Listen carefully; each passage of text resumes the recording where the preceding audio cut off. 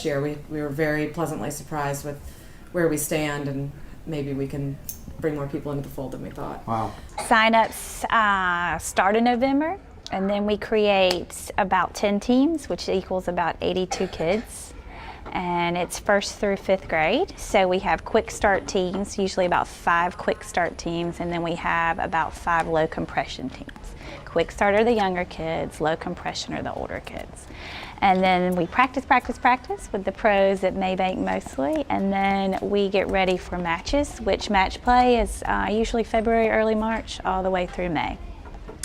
Some may bring trophies home for divisions, some may not, meet lots of new friends, learn the game, lots of exercise. This is our Harborview Wellness Library.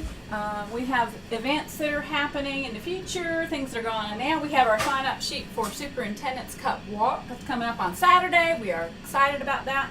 Our Water Just Drink It is our water drinking program, publicity campaign. And we have celebrities at the school. We have Officer Bruce, we have the Chick-fil-A cow with our school water bottle that we provided to every student this year. And we have Miss Latto and teachers, and the kids love seeing their teacher up on the monitor screen with their water bottle, smiling at them. Our cafeteria has provided sugar snap peas, lettuce with cilantro, turkey taco, just to try to get the kids to try new things, and also try some of the school lunches which are healthy by the USDA guidelines. I know last year we split it between fresh and then canned. They took canned off the menu completely, but then they've slowly added a few things back because the kids do like the canned peaches.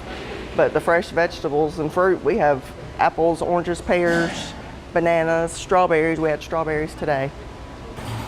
We have fresh fruit every day.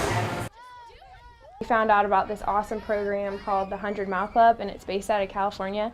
And what it does is it challenges the kids in our club to run at least 100 miles by the end of the school year. And they set goals throughout the year, and they get incentives like for every 25 miles. The first thing is they get a t-shirt. You shade in each box as they earn their miles. Yeah, it's really cool. And they get a golden pencil for 50, a little wristlet for 75, and then a 100-mile medal at the end, and then they get certificates with all their miles. So it's so cool. They get so excited, and every 25 miles we announce it on the school news, so they are in love with it. And that's all the miles that you saw at the front of the school. I think it's also gotten them excited. They run at home a lot with get their parents out walking and running in the neighborhood too, and their parents are emailing us telling us, you know, our John ran 6 miles, and so we're adding it all up. My students particularly almost feel like it's a magic trick, you know, that they actually created something and then they're sharing it with the other students in their class. They come out, they'd rather spend their recess weeding their part of the garden than playing on the equipment. We put them in a garden so the sun can get on them, and we water them from the rain. I think all of us have been through like something that made us really upset or mad, and when we gardened outside and looked after our plants, it helped us relax. This is the first time I've ever gardened in my life, and I love it so much that it could actually be a job career in the future. I had one student say to me that she never would have thought of eating peas. She hated peas or thought she hated peas, but then she chose to grow peas because that was a spring crop, and now she loves peas.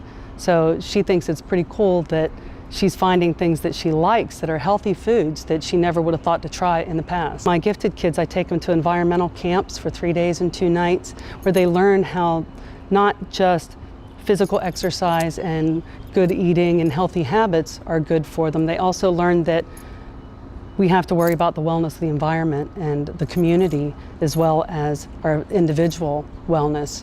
And I think that's an important component here at Harborview. ABL, it's called action-based learning.